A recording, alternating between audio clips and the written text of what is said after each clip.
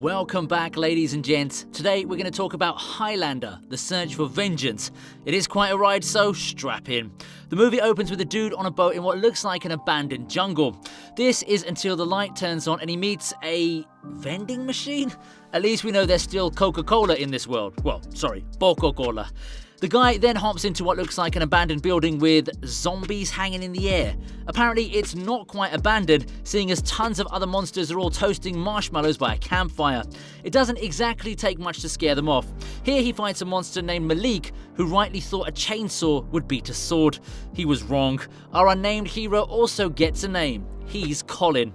For some reason, a huge flash of light appears as Malik dies. We're then taken to what's apparently New York City that's seen better days, introduced to us with a guitar riff. We get introduced to what must be our main villain stroke rival, whose guitar is good, but not perfect. This world also has talking rats who can turn into old men, as it happens in anime. As Colin walks across a bridge, he gets interrupted by some not so friendly guards and their robots. It appears that Colin is a bounty hunter, and our white-haired guitar player doesn't like that. He has Colin brought to him in an armoured convoy. We find out that a deadly virus killed about 80% of the population, and the vaccine is the only thing keeping people alive.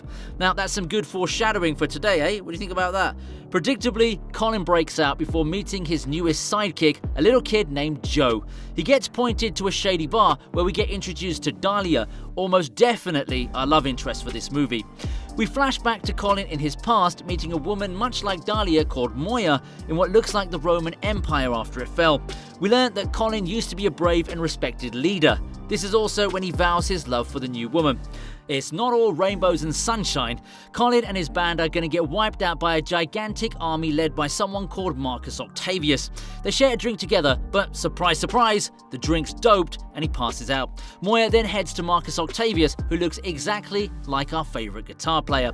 Here, Moya offers to sleep with Marcus if it means sparing her people from his armies. In a shock to no one, she takes the opportunity to stab Marcus, who bleeds out on the floor. The only real surprise here is how he didn't see that one coming. In a real twist, however, Marcus doesn't die, catching Moya before she sneaks away from the camp. Octavius then ties up Moya, forcing her to watch his attack on her people. Colin wakes up just in time to watch his men being slaughtered. He manages to weakly pick up a sword, but he isn't in any shape to use it, and he gets trapped under a falling building.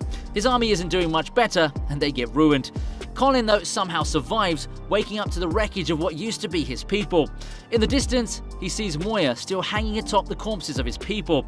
He rushes to her, maybe hoping she's alive. She's barely hanging on and makes Colin vow not to seek revenge. He reluctantly agrees, just as Moya finally dies in his arms. Well, the twist here is Colin swears to seek revenge. We cut back to Colin in the bar, the scene obviously drawing a parallel between Dahlia and Colin. The police are searching for him and he follows Dahlia to safety inside a ruined church. Dahlia then recruits Colin to help her save the city. Then we see a government-controlled area with some government officials talking about expanding their rule further. We find that Octavius is the commander and is forcing his scientists to come up with some dangerous weapons. The police search the city as Colin hides in a ruined subway. A secret entrance leads them to a rebel hideout. It seems like a decent enough place minus the rat soup. We learn that the vaccine is only administered to people living in the tower and everyone else must get by. Dahlia takes Colin to her home, apparently so he can pay to have sex with her. Colin turns her down, knowing there are strings attached. Dahlia wants him to help her steal vaccines, and Colin leaves her place. We catch up with them above ground, where Colin finds out that Marcus is the one who's been running the city. We flash back again to Colin in the past, storming a Roman outpost to find Marcus again. He kills a guard and dons his uniform before finding the man himself. Colin manages to sneak up to his tent before he starts having a seizure. He eventually recovers himself and charges Mark, but he's more than a little outnumbered and gets overwhelmed. Marcus challenges him to a fair duel and the two charge each other in the middle of a field. Despite his best efforts, Marcus gravely injured him, then chased him down. Colin collapses in Stonehenge and Marcus gives up on him.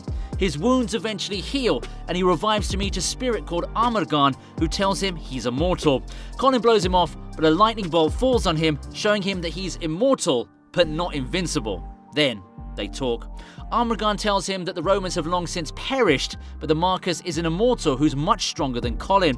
Amargan tells him that immortals get stronger by beheading other immortals and taking their energy in what's called a quickening.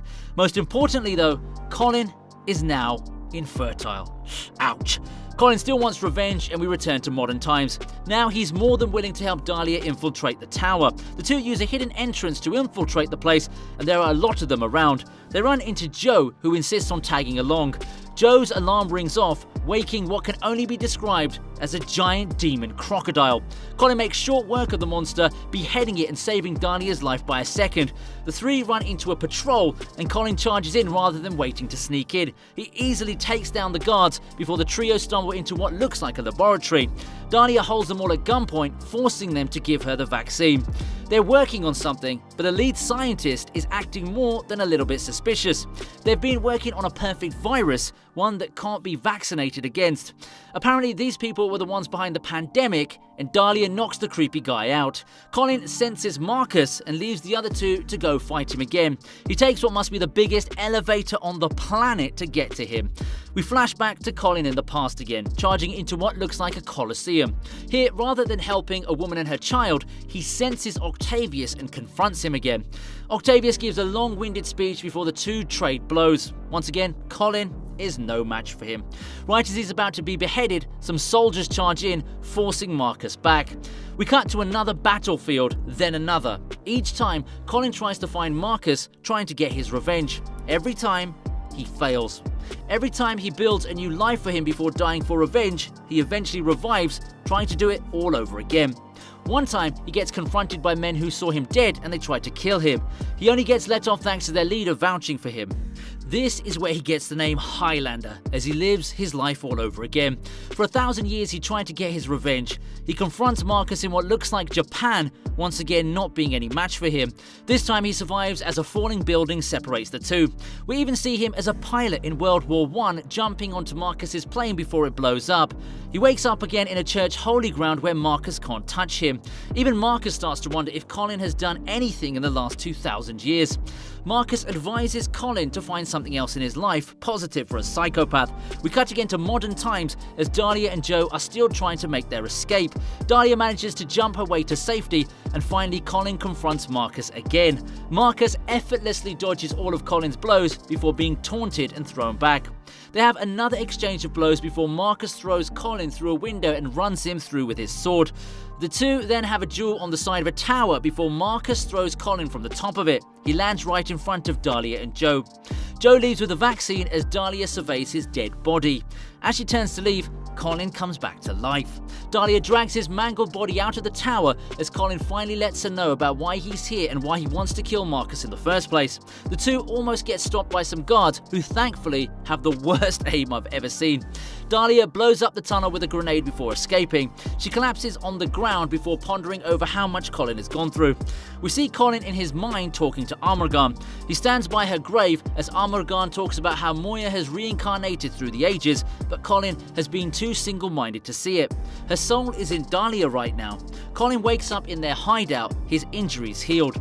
Everyone's shocked at his recovery, but it gives them hope that even the impossible is possible. Everyone is rallied to go to war against their oppressors. Dahlia doesn't want Colin to fight, but he takes up the sword anyway. We cut back to Marcus, who finds that the newest virus is now defective. He sends his people to suppress the rebels. We see Dahlia in her room as Colin seeks her out. He thanks her for what she did for him, and Dahlia reasserts her willingness to fight despite not being immortal. The two make love. As Dahlia sleeps, Colin locks her room, intending to keep her safe. The government army patrols the street as the rebels watch. Colin asserts that the only way to win is to kill Marcus, as the rest have to buy time. Joe shows him another hidden entrance to the tower. The rebels' first shot missed, and the fighting starts. Dahlia wakes up to find herself locked in her room. She eventually manages to break through as Colin tries getting into the tower again. He has to run through a small army, but he manages with some sneaking, or he would have, before Marcus's assistant finds him in a helicopter. There's an explosion, and Marcus uses it to run. He gets chased by the assistant, and Dahlia manages to knock her chopper out of the sky. She dies from a hail of bullets as Dahlia buys time for her. The two profess their love as Colin goes to fight Marcus. The rebel who missed before finally manages to hit the slowest moving tank ever. Dozens of rocket launchers all aim at the tower. At the top, Marcus and Colin confront each other. Marcus claims he'll use the virus to kill everyone in 2 minutes unless Colin can stop him. The two fight, and Colin is outmatched. Big surprise there. Time ticks down, and Colin fails to disarm the virus in time, even as Marcus impales him. Dahlia gets impaled by the assistant, who's managed to come back to life. The rebels all start to die from the virus. Dahlia shoves a grenade into her mouth before she dies, taking them both out. Colin realizes she's died and finds one last push to stand up. The two fight, and Colin finally puts Marcus on the back foot before snapping his sword and beheading him. Shockwaves destroy both the tower and the army. The quickening manages to wipe out the virus too, saving the rebels. Colin lights a candle for Dahlia before leaving again. Then the credits roll. Whew. That was quite the movie now, wasn't it? We hope you enjoyed the video. Don't forget to leave a like and subscribe to the channel. Oh, and leave future movie suggestions down in the comments too. Peace.